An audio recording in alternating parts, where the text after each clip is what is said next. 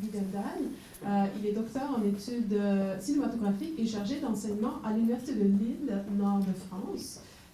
Il a soutenu une thèse en 2016 intitulée « La vidéo au regard du cinéma » pour une archéologie des idées de vidéo dans la presse cinématographique française entre 1959 et 1995. Il a participé dernièrement à l'ouvrage collectif Les Fantaisies de John Ford, c'est apparaît, et il collabore à la revue en ligne Débordement, où il a notamment publié Pourquoi enregistrer l'Apocalypse, le lézard dans le tableau Nowhere, Greg Araki, en 1997. Et il a aussi publié Détournement de regard, le téléspectateur de ciné Totally Fucked Up, Greg Araki, 1993. C'est ça. Merci. Bien, merci beaucoup. Merci beaucoup. Merci d'abord bien sûr à Joël et Martha de m'avoir permis à la fois d'assister et de participer à un colloque très très foisonnant. Et puis merci aussi au public d'être resté, parce que bon, on est en fin de journée, j'ai peur, j'espère que je ne vais pas vous assommer, puisqu'il commence à être tard. Bon, alors une précaution d'usage aussi, c'est que je ne suis pas spécialiste des gender studies et des queer studies, donc je m'excuse par avance si mes analyses peuvent paraître peut-être un peu simplistes ou un peu naïves, donc voilà.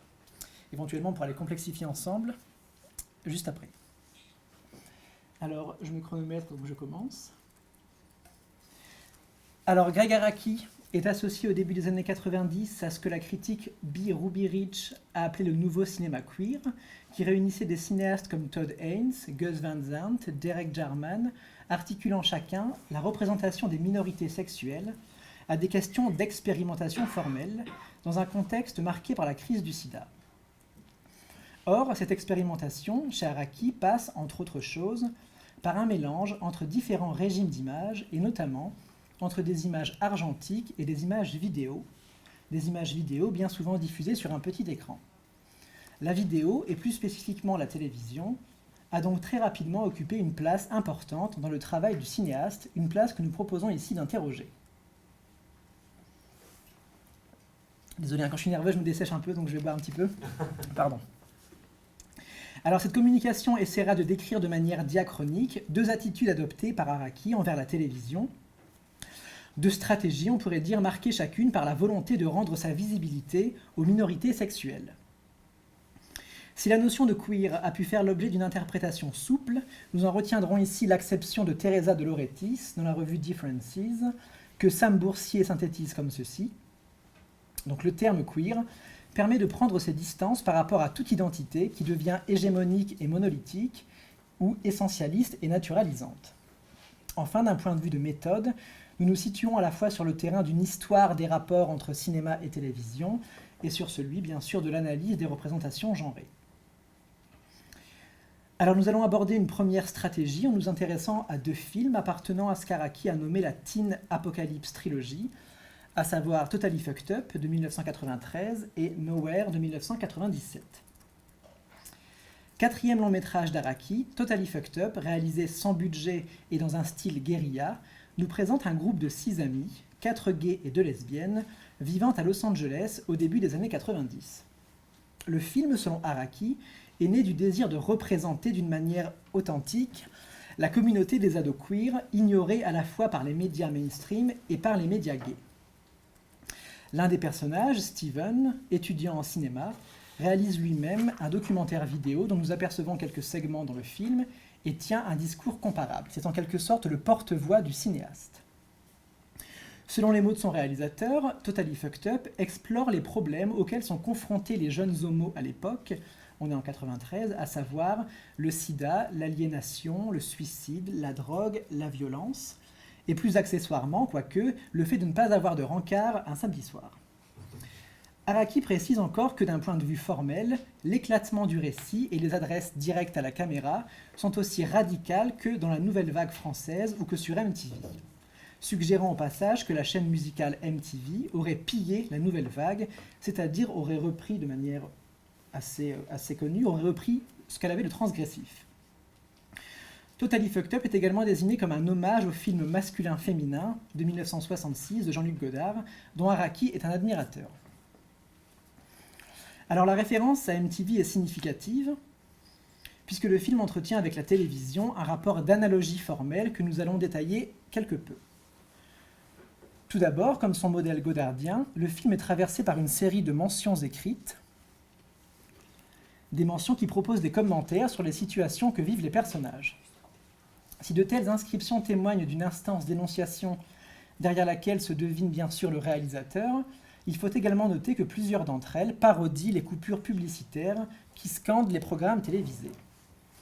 Ainsi, après que les personnages ont listé une série d'expressions imagées pour désigner la masturbation, un carton indique « Maintenant, retour à nos programmes habituels ». Plus tard, alors que les filles demandent aux garçons d'offrir à tour de rôle leurs semences dans le but de pratiquer une insémination do-it-yourself, un nouveau carton indique de manière assez ironique, bien sûr, « Attention les enfants, ne faites pas ça chez vous ». Ces deux exemples désignent la télévision comme l'une des sources d'inspiration formelle du film. Araki compose en effet un objet hétérogène, fragmentaire, articulant des éléments de narration, des interviews, des commentaires écrits, etc., sur le modèle d'une chaîne de télévision alternative. Cela renvoie bien sûr au projet évoqué plus tôt, à savoir représenter une communauté ignorée par les médias, mais la représenter en utilisant un pastiche télévisuel. Ajoutons que les mentions écrites sont formées, je ne sais pas si on le voit bien ici, à partir de neiges télévisuelles, donc à partir de parasites électroniques, et donc cette matière vibratile qui apparaît comme la nouvelle chair de l'image.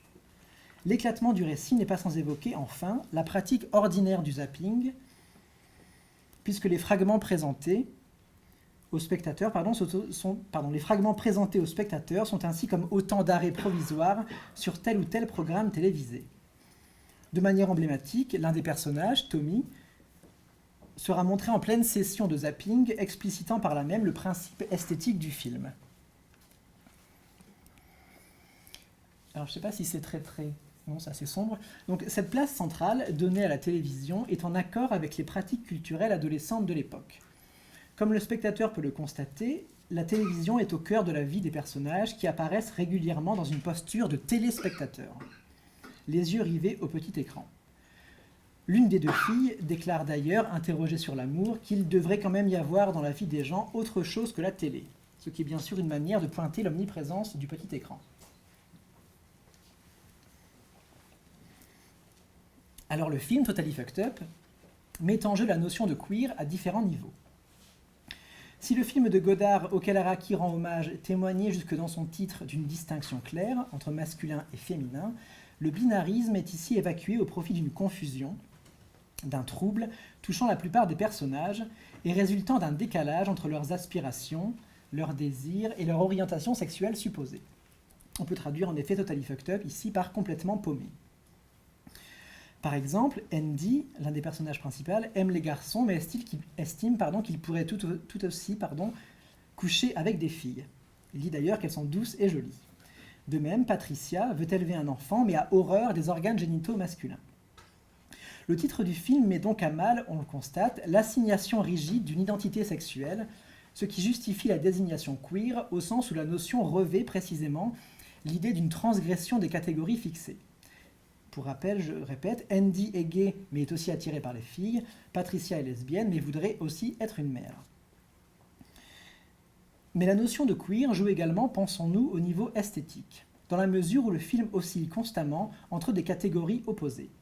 C'est un film de cinéma qui emprunte sa forme à la télévision, c'est un film tourné sur pellicule 16 mm mais qui intègre de nombreux segments vidéo, un film qui brasse des références culturelles issues de l'avant-garde comme Andy Warhol ou John Muritsugu, mais aussi des références issues de la culture populaire comme Mel Gibson ou Kevin Costner, un film qui se réclame à la fois de Jean-Luc Godard et de MTV, qui est une combinaison assez originale, un film qui oscille également entre fiction et documentaire, etc., donc qui est dans l'hésitation permanente, dans la transgression permanente. En résumé, au début des années 90, Araki s'empare de la télévision comme d'un modèle d'altérité, lui permettant de composer une esthétique impure en correspondance avec la confusion identitaire des personnages. Mais la télévision est également ce média qui n'offre pas, à l'époque, une représentation de la communauté adolescente queer. Le pastiche de la forme télévisuelle doit donc se comprendre comme un geste ironique, comblant une lacune en même temps qu'il la signale.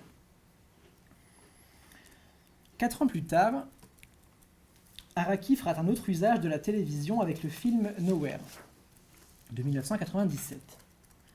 Comme Totally Fucked Up, Nowhere propose lui aussi par endroits un pastiche télévisuel, mais explore surtout une veine plus satirique.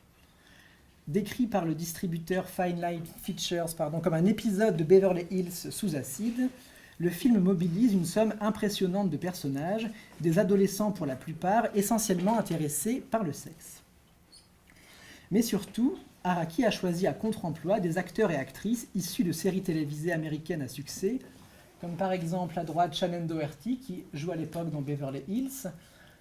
À gauche, on a Jason Simons qui joue dans Alerte à Malibu, Baywatch, et juste en dessous, on a Christina Applegate qui joue dans la série Mariée et 2 enfants.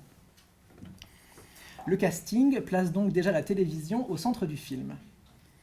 Et on peut noter que Jason Simons, l'acteur de Baywatch, incarne dans le film son propre rôle, à savoir une star de télévision confrontée aux difficultés de la célébrité. Alors de manière générale, disions-nous, Nowhere propose une satire de la télévision à l'aune de la destruction du monde, puisque le film est censé se dérouler le jour de l'Armageddon, c'est-à-dire le jour de la destruction du monde. Ainsi, Simons, l'acteur d'Alerte à Malibu, qui est sympathique de prime abord, se révèle être un dangereux psychopathe qui va tabasser et violer une admiratrice. Également, l'un des personnages, qui est surnommé N-Job, qui est concepteur de programmes télé dans le film, est aussi un dealer qui siège au milieu d'un empilement d'écrans télé enneigés.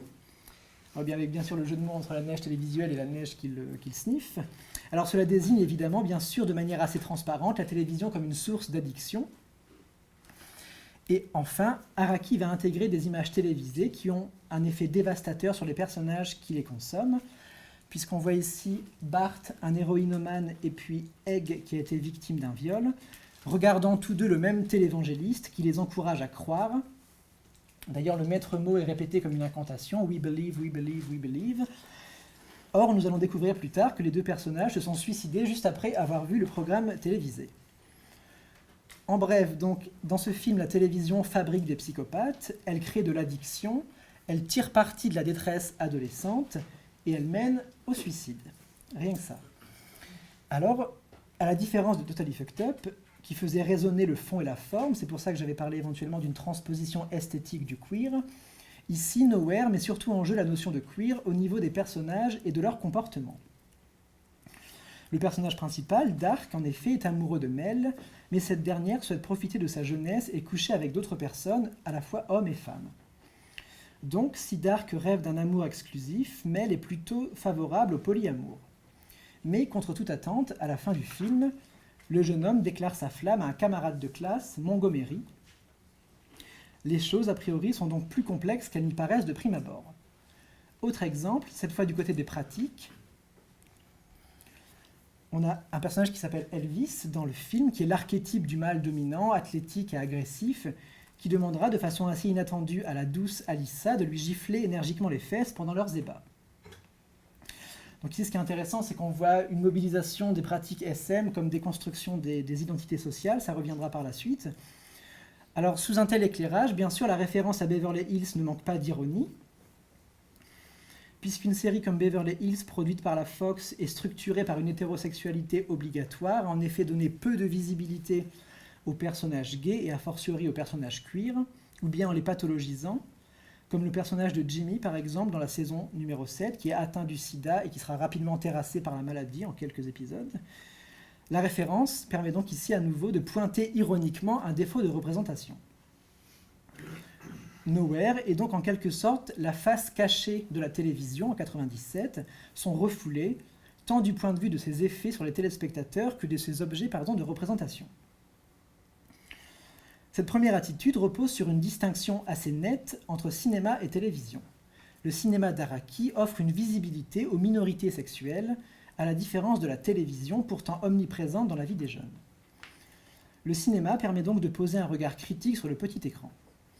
Une seconde attitude adoptée par le cinéaste a consisté à collaborer directement avec les chaînes de télévision afin de proposer des contenus originaux.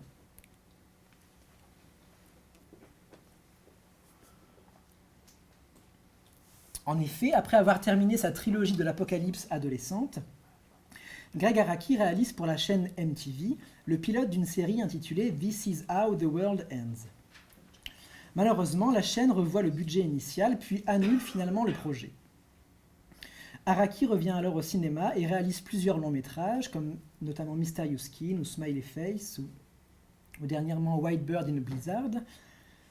Mais à partir des années 2010, le cinéaste s'intéresse à nouveau à la télévision, en pleine effervescence, et réalise plusieurs épisodes de séries assez différentes, comme par exemple American Crime, Greenleaf, Red Oaks, 13 Reasons Why, dont on avait parlé au jour numéro 1, Riverdale, dont on voit ici une image, ou encore Heathers.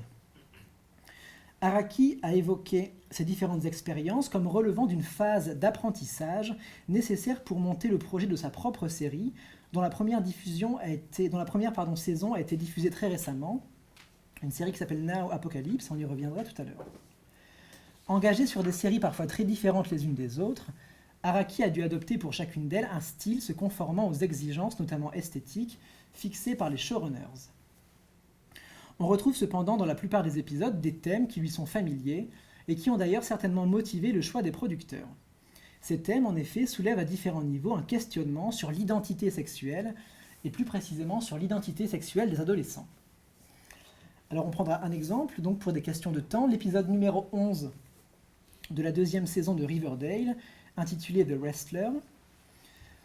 Alors dans cet épisode, l'un des personnages, Archie Andrews, intègre l'équipe de lutte du lycée pour tenter d'améliorer la relation qu'il a avec son beau-père, Lodge, qui est lui-même ancien lutteur et généreux donateur du club.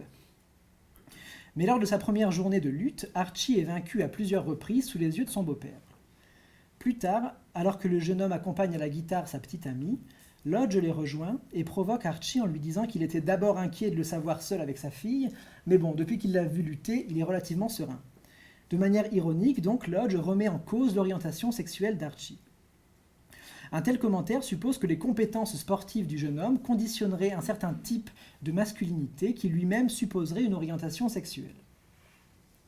La lutte, explique Lodge, est faite pour un certain type d'homme et Archie, lui, serait plutôt fait, précise-t-il, pour, je cite, « chanter avec les Pussycats », qui est le nom du groupe local. Il y aurait donc d'un côté les sportifs hétéros et de l'autre les musiciens homos. Alors si la série ici épingle une pensée rétrograde et caricaturale du genre, le choix d'Araki pour réaliser cet épisode ne manque pas d'ironie. Les scènes de lutte, en effet, mobilisent des acteurs athlétiques, à demi dénudés et dont les corps s'entrechoquent. Interrogé sur l'épisode, Araki explique, non sans humour, qu'il s'agissait là, je cite, de la chose la plus gaie qui lui avait été donnée de voir un jour. Lorsque l'intervieweur ajoute que les scènes sont très sexy, le cinéaste répond que c'est probablement pour ça que les producteurs de la série ont fait appel à lui. En d'autres termes, alors que la lutte est désignée par l'un des personnages comme une activité virile réaffirmant de manière performative l'hétérosexualité des joueurs, elle met en jeu des comportements et une imagerie qui est culturellement associée à l'homosexualité masculine, à savoir des corps d'hommes musculeux, des vêtements moulants, des étreintes rapprochées, etc. Parallèlement à ces expériences, dont nous n'avons sélectionné pour des raisons de temps qu'un seul exemple significatif, Araki conçoit le projet d'une série intitulée Now Apocalypse, et qu'il produit notamment avec Steven Soderbergh, et dont il réalise les 10 épisodes, à savoir la première saison. Pour les familiers du cinéaste, la série apparaît comme une compilation à la fois de personnages, de thèmes, de situations, d'atmosphères déjà rencontrés dans sa filmographie. On retrouve ainsi les thèmes de la sexualité adolescente et de la destruction du monde. Los Angeles, à nouveau, est décrite comme une ville inquiétante et onirique. Les personnages sont plongés dans une confusion concernant à la fois leurs sentiments, leurs relations, leur identité sexuelle, etc. Les corps filmés, bien souvent dénudés, se distinguent par leur beauté plastique, presque idéalisée. On retrouve également une forte dimension érotique, etc. Enfin, on peut noter que l'un des personnages principaux de la série, Ulysses, apparaît comme une survivance de James Duval, l'acteur fétiche d'Araki, qui joue d'ailleurs un petit rôle dans la série. Par les comportements et les pratiques qu'elle donne à voir, la série renouvelle sur un mode volontiers comique la visibilité queer à la télévision. Il n'est d'ailleurs pas excessif de décrire cette série comme une série sur la sexualité, tant elle se structure autour de questions liées à l'exploration de pratiques sexuelles différentes. Alors je donne quelques exemples. La meilleure amie de Ulysses, Carly, exerce entre autres activités celle de camgirl et assouvit les fantasmes de clients esselés réfugiés derrière leur écran d'ordinateur. Alors la photo ne correspond pas à ce que je raconte, mais bon, je précise. Elle va notamment uriner face caméra, tandis que l'un de ses habitués se caresse. L'homme souhaite ensuite lui acheter un verre d'urine, ce qui donne lieu à un échange plutôt drôle avec Yuli concernant le prix de l'échantillon à fixer. Donc, tout ça pour souligner que c'est fait sur un mode comique. Araki propose également ce qu'on pourrait appeler des inversions schématiques, et dont on trouvait déjà quelques exemples dans Nowhere. Ainsi, par exemple, Jethro, qui est grand, athlétique, macho, se considérant lui-même comme un mâle alpha, se fait copieusement fesser par Carly, sa petite amie, qui endosse alors le rôle d'une mère punissant son fils au cours d'un rituel S&M. Comme Elvis dans Nowhere, j'avais montré quasiment les mêmes images. Pardon ? Oui, très bien. Donc, comme Elvis dans Nowhere, Jethro n'est plus ici en position symbolique de force, il abandonne son rôle social et ironiquement, il prend beaucoup de plaisir. Autre inversion schématique, Ford, le colocataire et ami de Yuli, adopte tout au long de la série le rôle typique de la jeune fille volontiers naïve, tel que la représentent les fictions conservatrices. Éperdument amoureux de sa petite amie Séverine, il ne supporte pas qu'elle puisse vouloir coucher avec d'autres et lui rappelle que les hommes aussi ont des sentiments. Séverine, quant à elle, tente de l'initier sans réel succès au polyamour et à la sexualité de groupe. Le personnage de Ford est particulièrement intéressant dans la mesure où son image est trompeuse et contrevient aux normes qui fondent les identités sociales. À la fois sportif et hypersensible, il ne cadre pas avec l'image typique de l'hétéro, et pourtant il n'est pas gay. Or, cette hésitation caractérise précisément la notion de queer telle qu'on l'entend ici, à savoir un potentiel de déstabilisation, la capacité d'inquiéter les normes. Je n'ai pas encore fini. Alors, en conclusion, les deux stratégies d'Araki que nous avons ici esquissées permettent d'interroger l'histoire des rapports entre cinéma et télévision au prisme de la question de la représentation des minorités sexuelles. Dans les années 90, en effet, le cinéma d'Araki pose un regard critique sur la télévision, identifié à un média de masse volontiers conservateur, qui pathologise ou refoule complètement les sexualités non normatives. Cette posture critique, reposant, comme nous l'avons avancé, sur une distinction claire entre cinéma et télévision, a perdu aujourd'hui de sa pertinence, à l'heure où Araki peut désormais consacrer une série entière précisément à ces sexualités non normatives. Voilà, je vous remercie.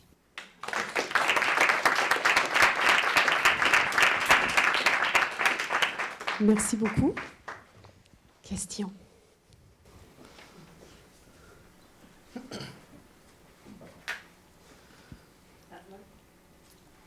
Oui. Moi, c'est juste pour te remercier parce que ça fait vraiment une belle...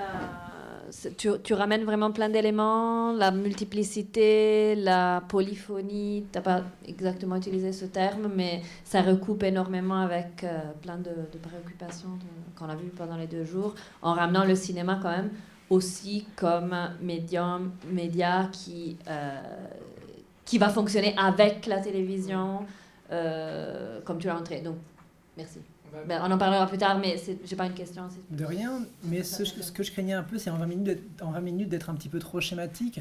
Mais en même temps, ça m'intéressait aussi de reparler du cinéma comme aussi une caisse de résonance et voir que le cinéma, c'est aussi, pour employer un langage foucaldien, une surface d'émergence, d'où précisément peuvent émerger des idées sur la télévision. Donc ici, avec Araki, c'est intéressant, puisqu'il commence par critiquer la télévision pour son manque de représentation des minorités, pour ensuite collaborer avec des chaînes et faire ce qu'il veut, quoi. Merci beaucoup pour la présentation, Arnaud. C'est peut-être un peu, la question est peut-être un peu hors champ par rapport à ton argument principal, qui me semble très valide sur les dynamiques entre télévision et cinéma et qu'est-ce que ça nous permet d'exprimer. Moi, ce qui m'interpelle, en fait, ça m'a replongé dans la filmographie d'Araki, que je chérissais pas mal quand j'avais autour de 20 ans. Il associe systématiquement cette expression de l'état queer ou d'une diversité sexuelle avec la fin du monde. C'est comme presque toujours présent, c'est comme toujours apocalyptique comme scénario. Donc, j'ai des petites idées là-dessus. Je veux dire, on a des associations évidentes à faire, mais j'aimerais ça t'entendre là-dessus. Pourquoi c'est toujours la fin du monde dans les films Il y a de deux Garaki? possibilités de réponse. Tout d'abord, ce qu'il raconte en interview, c'est que la fin du monde, c'est aussi lié à l'état adolescent, puisque c'est d'ailleurs pour ça qu'il s'intéresse aux adolescents, c'est que on prend toujours tout comment dire, c'est ça, que c'est toujours la fin du monde en fait. On peut pas se faire larguer ou bien larguer sans que ça mobilise des états exacerbés. Donc c'est une métaphore comment dire, de la fébrilité et de la sensibilité adolescente. Donc ça, c'est la réponse qu'il peut donner régulièrement en interview, mais aussi, ça vient des années 90. Donc à l'époque, la fin du monde, c'est aussi la conscience d'une certaine finitude qui est liée à la crise du sida. Ça, il en parle, je ne sais pas s'il en parle forcément de manière frontale, mais c'est assez évident. Donc pourquoi la trilogie de l'apocalypse adolescente, à partir de 93 jusqu'à 97, c'est aussi parce qu'il y a cet esprit un peu, comment dire, un peu de fuite en avant, notamment dans un film qui s'appelle The Living End, où ces deux personnages séropositifs qui partent comme ça en road trip sans savoir exactement ce qu'ils cherchent, quoi. C'est une espèce de fuite, parce qu'il n'y a plus rien à perdre en fait. Donc cette conscience de l'apocalypse imminente, c'est aussi cette idée d'une finitude à venir, et cette idée qu'on ne vivra pas très longtemps. Donc peut-être que je caricature un peu, mais il y a ça à prendre en compte indubitablement. Merci. D'autres questions?